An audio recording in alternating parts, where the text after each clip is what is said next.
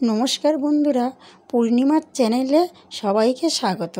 आजकेर खूब सुंदर एक असाधारण टेस्टी रेसिपि निये चले आसलाम।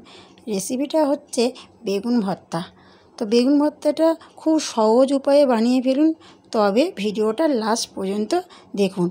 आमी बेगुन भालो करे आमी एटाके एइभाবে पुड़िये निচ্ছি। माঝখান থেকে বড় বেগুন তো অনেক সময় ভেতরটা শক্ত থাকে, তো আমি মাঝখানটা একটু চেলা করে নিয়ে বেশ বেগুনটা এইভাবে ভালো করে পুড়িয়ে নেব। আর পোড়া জিনিস কিন্তু খেতে খুব খুব ভালো লাগবে। তো এটা রুটি দিয়েও খাওয়া যাবে, ভাত দিয়েও খাওয়া যাবে। বেগুনটা আমি পুড়িয়ে নিয়েছি। এখানে আমি টমেটো দুটো এইভাবে পুড়িয়ে নেব।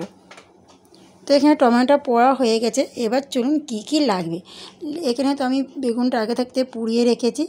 আর এখানে এক বাটি পেঁয়াজ, একটা বড় সাইজের পেঁয়াজ কুচো করে রেখেছি, ধনেপাতা কুচো করে রেখেছি, আর টমেটো দুটো পুড়িয়ে খোসাগুলো ফেলে ভালো করে আমি মেখে রেখেছি, আর নিয়েছি কাঁচা লঙ্কা। তো এবারে আমি কড়ার মধ্যে তেল দিলাম। এখানে তোমরা সর্ষে তেল ব্যবহার করবে, কারণ এইসব জিনিস সর্ষে তেলে খুব ভালো লাগে। তো এখানে আমি পেঁয়াজটা বেশ ভালো করে 2 থেকে 3 মিনিট ধিমে আঁচে 2 থেকে 3 মিনিট এইভাবে নাড়াচাড়া করে পেঁয়াজটা ভেজে নিলাম। নিয়ে এইবার আমি টমেটোটা পুড়িয়ে মেখে রেখেছিলাম, টমেটোটা দিয়ে 3 থেকে 4 মিনিট নাড়াচাড়া করে নিলাম।